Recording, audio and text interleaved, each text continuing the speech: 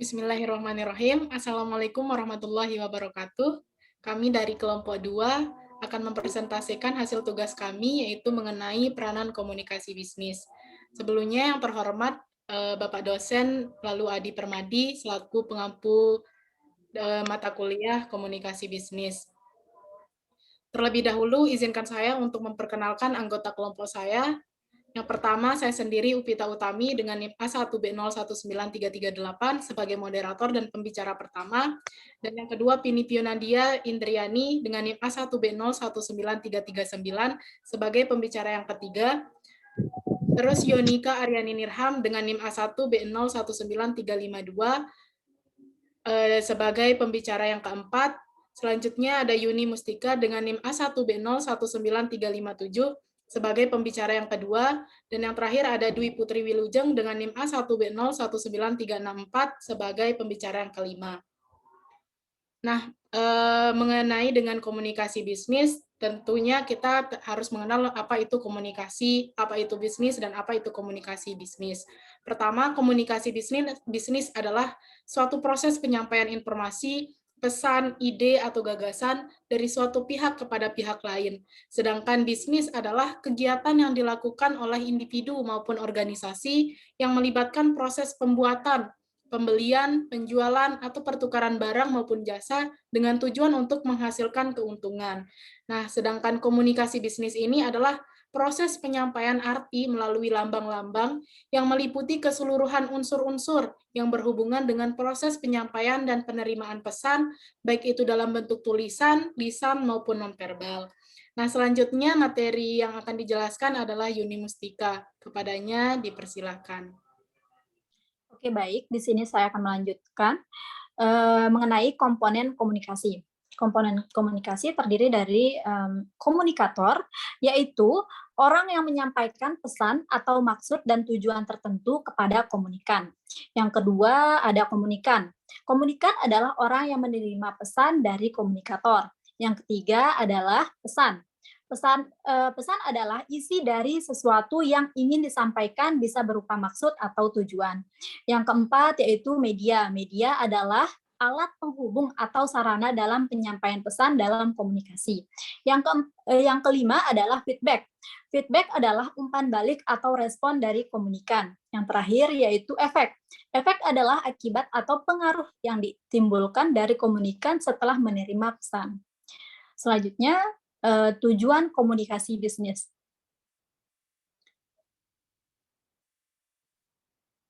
Tujuan komunikasi bisnis secara umum ada 3 tujuan komunikasi bisnis, yaitu memberi informasi, persuasi, dan melakukan kolaborasi. Yang pertama yaitu memberi informasi. Tujuan pertama dalam komunikasi bisnis adalah memberikan informasi yang berkaitan dengan dunia bisnis pada pihak lain. Contoh, orang yang memimpin perusahaan ingin mendapatkan pegawai yang diharapkan, maka dia memasang iklan melalui media massa, memasang web situs atau situs di jaringan internet. Dalam hal ini, setiap media mempunyai kelebihan dan kekurangan, dilihat dari jangkauan dan biayanya. Untuk itu harus memilih media mana yang akan dipilih. Yang kedua yaitu memberi persuasi. Tujuan kedua komunikasi bisnis adalah memberi persuasi kepada pihak lain agar apa yang disampaikan dapat dipahami dengan baik dan benar. Hal ini sering dilakukan terutama yang berkaitan dengan penegasan konfirmasi pesanan melalui pelanggan atau negosiasi dengan pelanggan, agar kedua belah pihak memperoleh manfaat secara bersama-sama tanpa ada yang merasa dirugikan. Yang terakhir yaitu melakukan kolaborasi. Tujuan ketiga dalam komunikasi bisnis adalah melakukan kolaborasi atau kerjasama bisnis antara seseorang dengan orang lain. Melalui jalinan komunikasi bisnis tersebut seseorang dapat dengan mudah melakukan kerjasama bisnis. Saat sekarang, seiring dengan pesatnya kemajuan teknologi komunikasi, maka seseorang dapat menggunakan berbagai media telekomunikasi seperti telepon, fax email, telepon seluler, internet surat elektronik, dan telekonferensi. Teknologi komunikasi tersebut sangat penting, artinya dalam pererat kerjasama bisnis. Sekian. Oke, baiklah. Untuk materi selanjutnya akan disampaikan oleh Pini, kepadanya dipersilahkan. Baik, di sini saya akan menjelaskan mengenai hambatan komunikasi bisnis dan cara mengatasinya.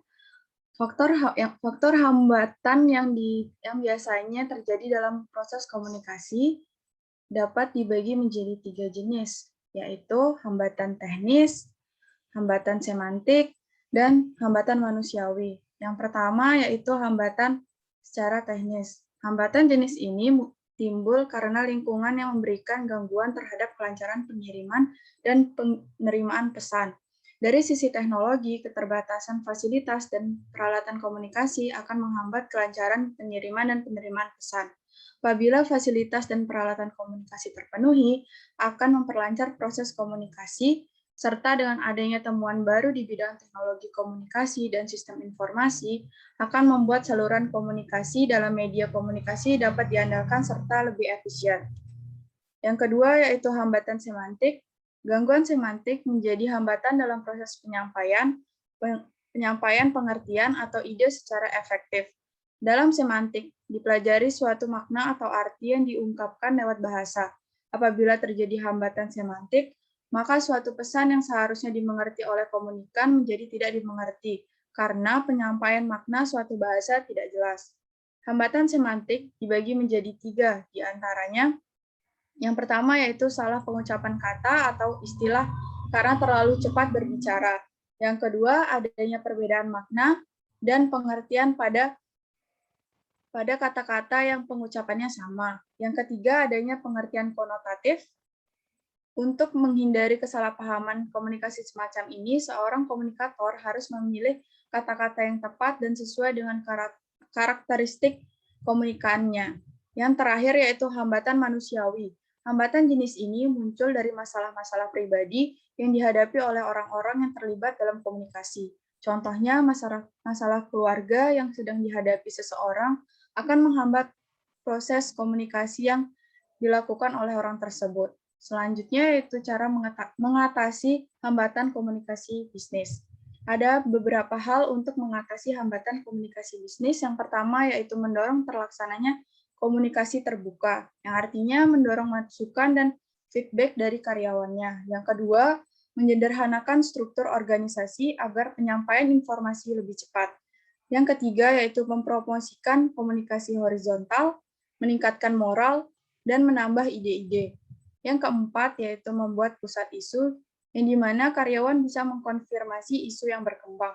Yang kelima, membuat saluran formal seperti koran dan majalah untuk memuat berita atau informasi perusahaan. Yang keenam yaitu saling memahami satu sama lain, yaitu antara komunikan dengan komunikator. Yang terakhir yaitu apabila pesan kurang jelas, komunikan harus berani bertanya kepada komunikator agar tidak terjadi kesalahan.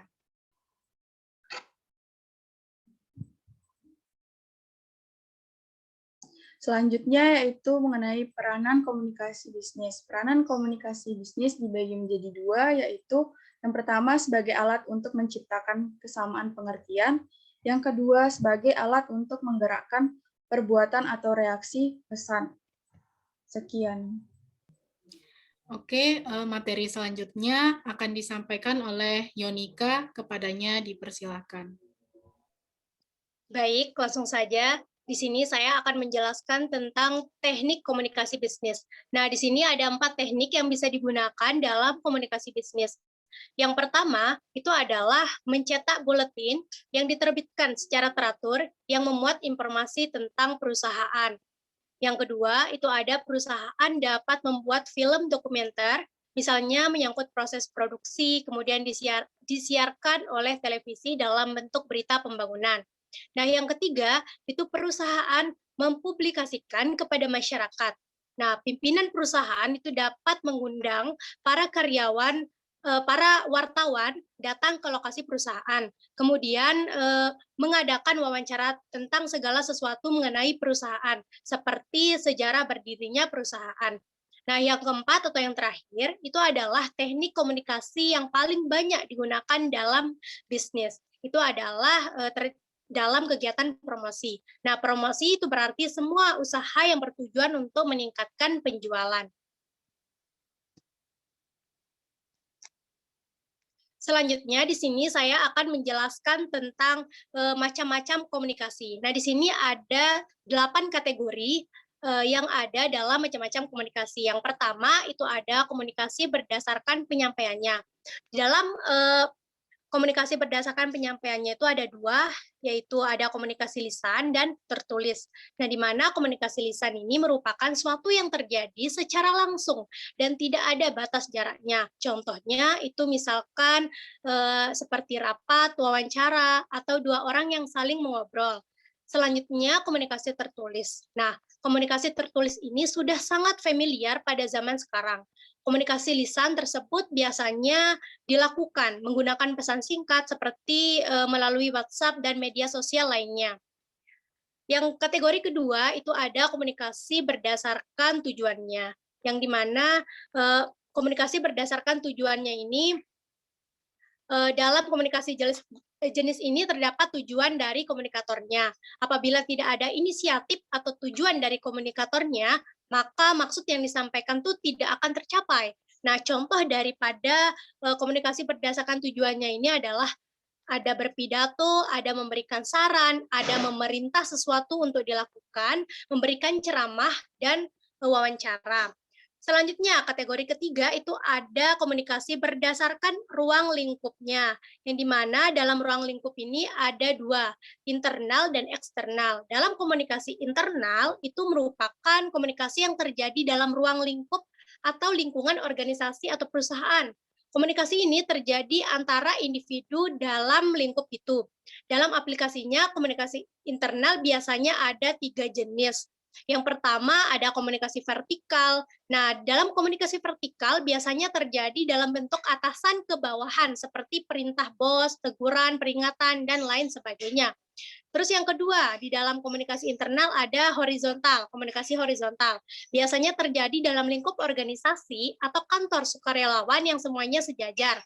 Terus yang ketiga, komunikasi diagonal. Nah, biasanya terjadi di dalam ruang lingkup organisasi atau kantor.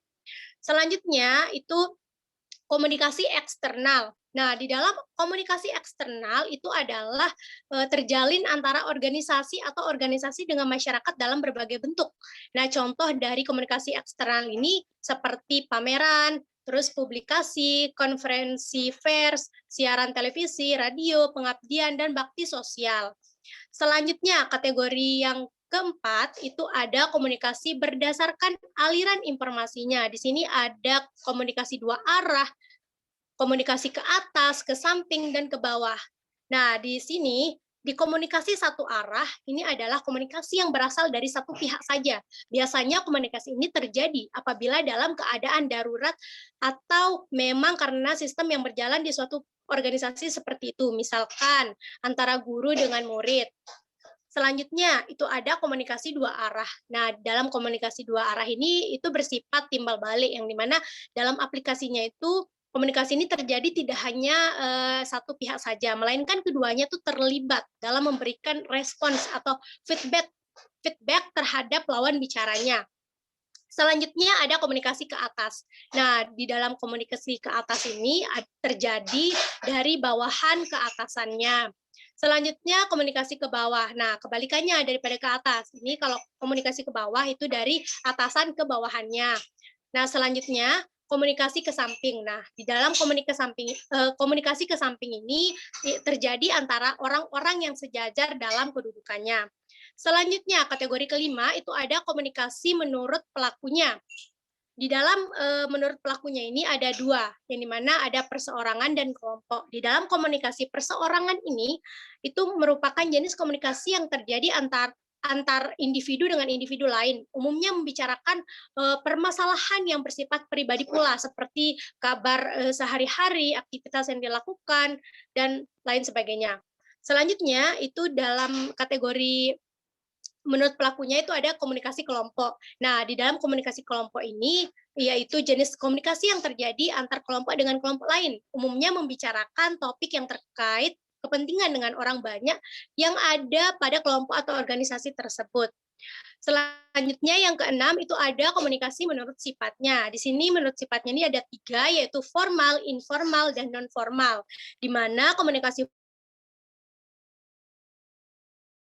formal ini merupakan bentuk komunikasi yang terjadi antara suatu perusahaan dengan perusahaan yang lain dalam format dan struktur dengan tata cara yang sudah ditentukan. Yang kedua itu komunikasi informal. Nah, di dalam komunikasi informal ini bentuk komunikasinya yang terjadi antar individu pada sebuah perusahaan atau organisasi yang tidak terikat oleh format dan struktur tertentu. Yang terakhir, komunikasi non formal itu adalah terjadi antara komunikasi yang bersifat formal dan informal, yaitu komunikasi yang bertujuan dengan pelaksanaan tugas pekerjaan organisasi. Jadi, maka telah diketahui bahwa komunikasi formal, informal, dan non-formal itu saling berhubungan, di mana komunikasi non-formal merupakan jembatan antara komunikasi formal dengan komunikasi informal yang dapat memperlancar penyelesaian tugas resmi. Selanjutnya, yang terakhir, masih tinggal 2 lagi. Yang ketujuh itu ada komunikasi menurut peranan individu. Di dalam komunikasi menurut peranan individunya, itu ada komunikasi antar individu dengan individu yang lain, komunikasi yang terlaksana secara non-formal maupun informal. Selanjutnya ada komunikasi antara individu dengan lingkungan yang lebih luas, komunikasi yang terjadi karena individu yang dimaksudkan memiliki kemampuan yang tinggi. Nah, yang ketiga itu ada komunikasi antara individu dengan 2 kelompok atau lebih. Dalam komunikasi individu berperan sebagai perantara antara 2 kelompok atau lebih. Nah, ini baru yang terakhir ya. Jadi yang ke-8 itu ada komunikasi menurut jaringan kerja. Nah, dalam komunikasi menurut jaringan kerja ini ada 3 kategori yang dimana ada komunikasi jaringan kerja rantai, kerja lingkaran, dan kerja rantai, kerja lingkaran. Nah, di sini dalam komunikasi jaringan kerja rantai, itu komunikasi terjadi menurut saluran hierarki organisasi dengan jaringan komando sehingga mengikuti pola komunikasi formal. Terus yang kedua, itu komunikasi jaringan kerja lingkaran. Komunikasi terjadi melalui saluran komunikasi yang berbentuk seperti lingkaran. Terus yang terakhir nih, itu jadi di yang terakhir itu ada komunikasi jaringan bintang. Nah, dalam komunikasi jaringan bintang, ini komunikasi yang terjadi melalui satu sentral dan salurannya yang dilalui itu lebih pendek. Sekian dan terima kasih. Baiklah, untuk materi selanjutnya akan disampaikan oleh Dwi Putri Wilujeng. Kepadanya dipersilahkan. Baik, terima kasih. Di sini saya akan membacakan tentang keberhasilan komunikasi. Yang pertama, persepsi, yaitu komunikator harus dapat memprediksi apakah pesan yang disampaikan dapat diterima oleh komunikan. Yang kedua, keberhasilan teknologi informasi dan komunikasi, di mana salah satu faktor keberhasilan komunikasi bisnis dalam penggunaan teknologi informasi dan komunikasi yaitu adanya proses integrasi informasi menyangkut ketersediaan komunikasi data yang tepat guna. Ini mencakup beberapa faktor antara lain. Pertama, cakupan atau range, produk jasa, komunikasi data yang dimiliki dengan adanya hierarki, jenis, dan besar kecilnya manufaktur mempunyai perbedaan karakteristik sistem informasi yang dibutuhkan sehingga diperlukan jenis layanan komunikasi yang berbeda pula. Yang kedua, coverage. Diperlukan provider yang dapat menyediakan layanan di lokasi manapun mengingat lokasi manufaktur yang menyebar dan terkadang di daerah yang terpencil atau rural area. Dan yang ketiga, unjuk kerja atau performansi, yaitu performansi yang tinggi merupakan syarat utama agar komunikasi selalu dapat dilakukan. Dan keempat, biaya. Faktor biaya menjadi salah satu faktor yang perlu dipertimbangkan agar efisiensi tetap dapat ditingkatkan. Dan keberhasilan komunikasi yang ketiga yaitu ketepatan. Komunikan atau audiens memiliki kerangka pikir agar komunikasi yang dilakukan tepat sasaran. Komunikator perlu mengekspresikan hal yang ingin disampaikan sesuai dengan kerangka pikir komunikan. Dan yang keempat ada kredibilitas, yang dimana dalam berkomunikasi, komunikator perlu memiliki suatu keyakinan bahwa komunikan dapat dipercaya. Sebaliknya, dia juga harus bisa mendapatkan kepercayaan dari komunikan. Dan yang kelima, ada pengendalian, yang dimana dalam komunikasi, komunikan memberikan reaksi umpan balik atau feedback terhadap pesan yang disampaikan. Reaksi ini harus bisa diantisipasi sekaligus dikendalikan oleh komunikator sehingga tidak melenceng dari target komunikasi yang diharapkan. Dan yang terakhir yaitu kecocokan. yang dimana komunikator yang baik selalu dapat menjaga hubungan persahabatan yang menyenangkan dengan komunikan. Sedangkan pendapat lain mengatakan bahwa agar komunikasi berjalan secara efektif dan efisien, maka ada 3 hal yang sangat penting, yaitu mampu membuat pesan dipahami, harus memahami pesan yang diharapkan yang dikirim kepada Anda, dan kendali atas proses komunikasi harus diterapkan. Selain itu, agar dapat melakukan komunikasi bisnis yang efektif, seorang komunikan harus memiliki 3 kemampuan atau skill, yaitu empati, pembicara yang sederajat, dan proyeksi atau menciptakan dampak. Dengan demikian, apabila komunikasi bisnis berjalan secara efektif di suatu perusahaan, akan dapat menghasilkan beberapa hal sebagai berikut di antaranya. Yang pertama, mempercepat penyelesaian masalah. Yang kedua, memperkuat pengambilan keputusan. Dan yang ketiga, meningkatkan profesionalisme. Yang keempat, memberikan respon yang positif terhadap stakeholder. Yang kelima, meningkatkan produktivitas dan memperkuat hubungan bisnis.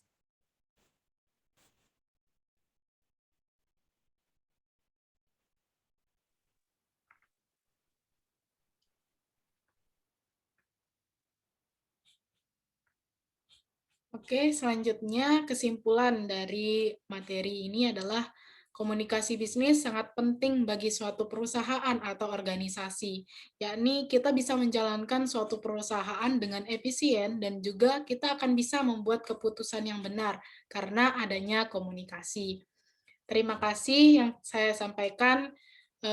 Mohon maaf bila ada kesalahan atau kekeliruan dari kelompok kami. Sekian dan terima kasih. Wassalamualaikum warahmatullahi wabarakatuh.